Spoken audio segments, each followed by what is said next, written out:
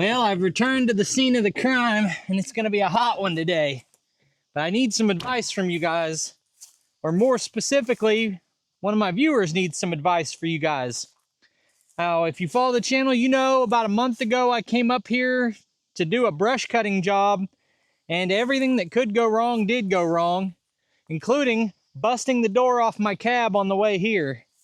And then I had nothing but problems and hit stuff and didn't get to finish because of a storm. And I'm back to finish the job. And I got to figure out what tractor I'm going to use. Now, Jake's got a whole row of tractors down there, but there's a specific reason that each of them is not an option for me today. And probably can't use the tractor I used last time either, which is this Branson 6530. And it's ironic that this tractor here, I think is 21 years old, he said, and they've had it for like 10 or 15 of those years, and broke the door out about a week after I broke mine out, about a week after I used it. And they've had this tractor forever, never replaced the door until now, but just the timing of it. And I don't even know what happened to this tractor. I wasn't here, but I can either use this tractor with no door or my tractor with no door, and I think I'll use mine. So right now, I need to get this Rhino brush cutter off of this tractor and onto the 574, get loaded up, and then we'll get out to this property. Now, when I say that this property owner needs your help, here's the story. So it's an older gentleman. I think he's maybe around 70 years old, late 60s, early 70s, somewhere in that range. And he's moved across the country to Oklahoma, and he's a regular viewer of my channel, but he's never had much experience with equipment, never owned a tractor or anything like that. And he's bought 20 acres out here in the country, and he needs to now maintain this property, and he's got work that needs to be done. He needs to put in a culvert because his driveway keeps washing out. He needs to do some reshaping around his pond. But primarily, he needs a way to keep his property mowed. He's got 20 acres. A little bit of it's wooded, but most of it's open. It's pretty rough. Probably 12 to 15 acres that need mowed. And he was asking, like, maybe he should just get like a really killer zero turn, one of these expensive commercial zero turns like I review, and mow the whole property with that. I said, you can, but you could really tame it and keep the entire thing like a yard, but you're going to spend a few hours every week mowing. And do you want to maintain that whole thing? Or do you want to get like a smaller, cheaper mower and just mow a patch along the road and next to your house? That's what most of us do that have acreage. We're not mowing the whole thing every week. So he's considering, should he get like a small tractor with a mid-mount mower?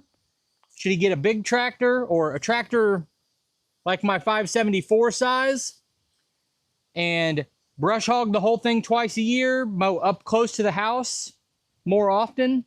So same kind of questions we're all asking ourselves. What's the right equipment? He said something today about a mini excavator, and I don't even know what his budget is. Now, I'm here to mow. I've got work to do, and so I'm going to mow, and I'm going to record myself mowing. But as I do it, I'm just going to show you the property. I want you guys to leave comments of advice for what would you buy, what would you avoid if you were this guy learning how to manage this new property.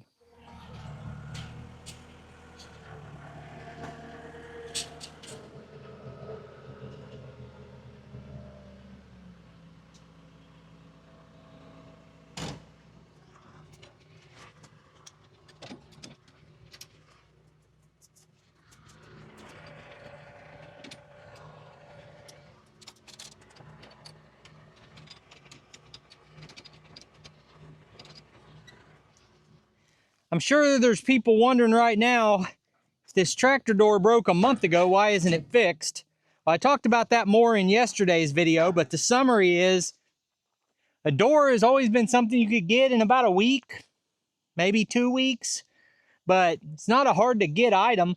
But TYM right now is in the process of relocating all of their parts distribution centers, and it's put an excess wait time on these tractors that normally isn't there. It's supposed to be temporary, but it's hit me right now. And I've been holding out thinking every day, maybe my door will come tomorrow. And I've been putting this customer off, and he's actually already paid me. So I've got this guy's money and I've done 3/4 of his work. And he's been pretty patient about it, but I'm like, another week went by and I don't have a door. So not that big a deal, I guess, to mow without a door on a tractor. I didn't invent being hot while you're outside.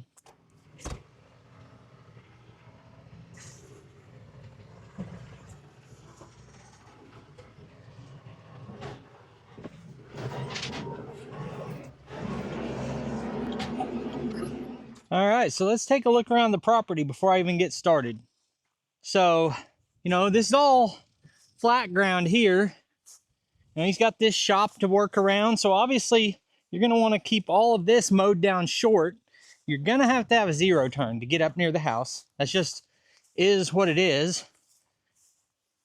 Now I'm thinking, as an older guy, I'm not going to want to spend forever on a weed eater.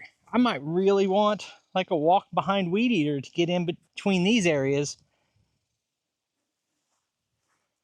And this, you can tell a pretty clear difference. Anything that's this height, I didn't get last time because I broke down. And this is what's already grown back. Now the conversations I've been having with the property owner, a lot of it's by messages and stuff. He's trying to decide how he should maintain this. And so the driveway entrance is up there, and there's a gate there. And this is a dead-end road. It's not like there's traffic coming by here. But I would probably want to maintain the areas around the driveway and probably leave all of this to be brush cut. But once again, this is 20 acres.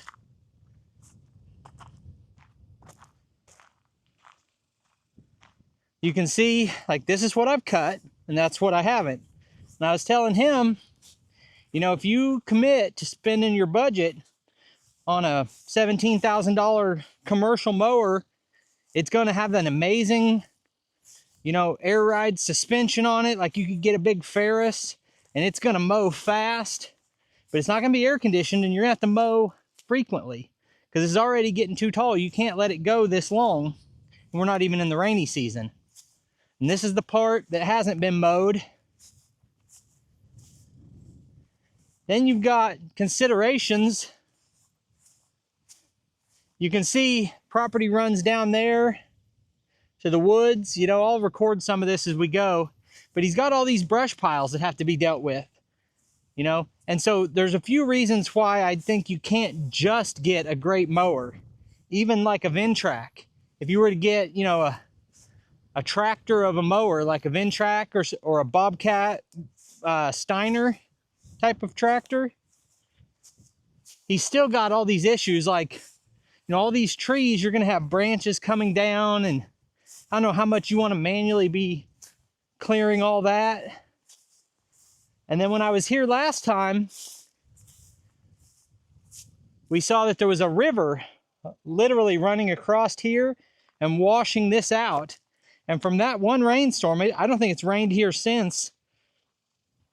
This is washed out a foot lower than this that he's got to drive across. So the next rainstorm, it's going to do it again, and he's got this one culvert in here.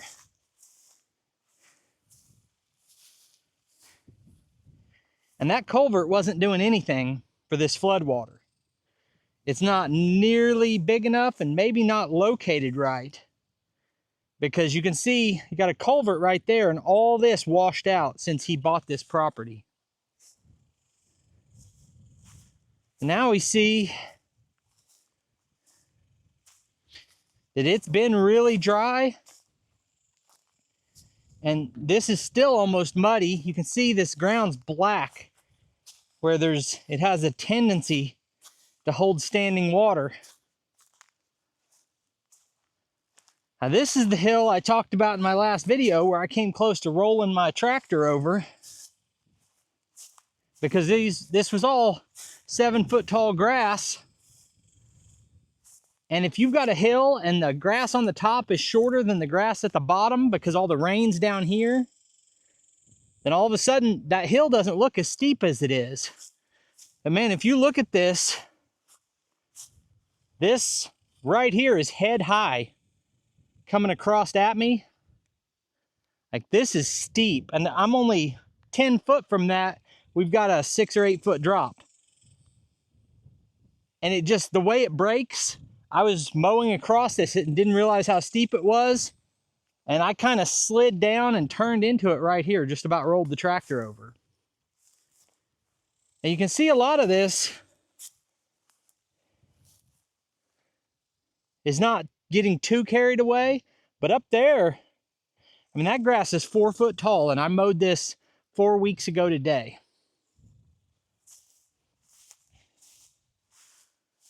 So this really comes down to a question we're all asking ourselves. What's the best piece of equipment to do the work we need to do within the budget that we have to take care of our property and get stuff done? And you make the wrong choice there, it can be an expensive mistake. So all of this has been cut once. And then we've got just this section over here that hasn't been cut at all. And that goes right up to the house. So that's one of the reasons I brought the 574 instead of the 6530, is it'll be easier to get up close to the house for him. With my lack of experience on that utility tractor, I'd be a little bit more hesitant. So even like this right here, it's got all these trees growing up against the shop building. And I've seen this firsthand. You let that go, those will turn into big trees that will grow into the corners of the edge of your shop roof and cause a real problem. So this stuff needs cut back. But there's dirt piles up in there. So you need to mow up in here with the brush cutter, then cut all that off, and then dig those dirt piles out so that you can actually mow next to this shop. And it won't be a small job to do that. Now I can see every improvement that I would make out here, but I did not bid a price to fix everything on this property and do culverts and remove that dirt next to the shop. I gave him a price without seeing the property, just seeing it in pictures. I gave him a price on mowing, and I'm here to get all the grass cut, and that's what I'm doing. But as a longtime viewer, he's asking me for advice. What equipment should I buy? And I'm trying to answer that. Okay, so we got all these trees, and this right here has not been maintained. And I think this is a low spot where water runs off the property right through here and washes into the pond. Now, if this is my property, I'd like to use a dry season like right now to clear all of this out and then have full visibility of the pond. But I'm not here for that. You know, I didn't bid cutting down trees and hauling them off. And I don't have time for it. So here's his pond. And this pond slopes in so gradually that you're not going to be able to drive out here. That's get stuck area. You definitely can't maintain that with a mower. So his answer cannot be just get a mower unless you plan to do brush cutting for 10 foot next to the pond. You've got to be able to back over this. And he was looking at a flail mower. Would a flail mower allow him to get the finished cut of a zero turn while sitting in a tractor seat? And yes, in some ways it does. And you know, I'd consider that. But also how far out behind the tractor a brush hog reaches means you can cut cattails off of the pond. Right now, I'm a good 10 foot from the actual water line. At my brush cutter, I could have my back tires where I'm standing, and my brush cutter would reach all the way out there. So I think a medium-sized tractor with a brush cutter and like a homeowner grade bad boy mower is probably what I would go with. If it fits in the budget, something like a 4820, and then a high-end residential grade bad boy mower is what I would look at. But see, long term, he's going to have these other problems, like this pond bank. It's pretty steep up here. The way it is right now, I don't think you could drive a tractor up here. I mean, you could get up here, but it's not wide enough that you're going to do a good job of backing a brush cutter up over that pond bank. So maintaining the back of that's going to be tough. I look at a lot of these spots that have crazy uneven terrain, like over there, where I said I almost flipped my tractor. I would bring a Mini X over there and spend a day taking the top off of that hill and then making it more gradual so that you can mow it with the zero turn. But during the wet season, he's going to have a flood there. Same thing here. I think an ideal situation would be to bring in a lot more dirt for the backside of this dam to make the slope out more gradual so that you can just drive your tractor backward up this and then mow that pond bank. Because if you don't do anything with this pond, you're never going to even be able to approach it.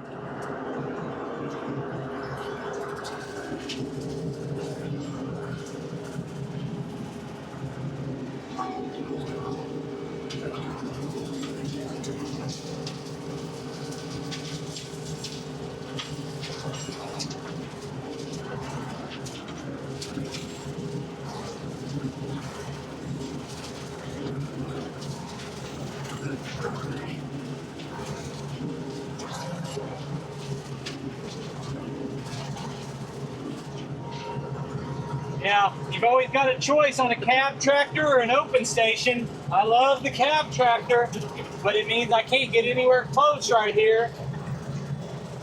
With all these tree limbs hanging down. You can either adjust your trees to your tractor, or you can get a tractor that'll run under them.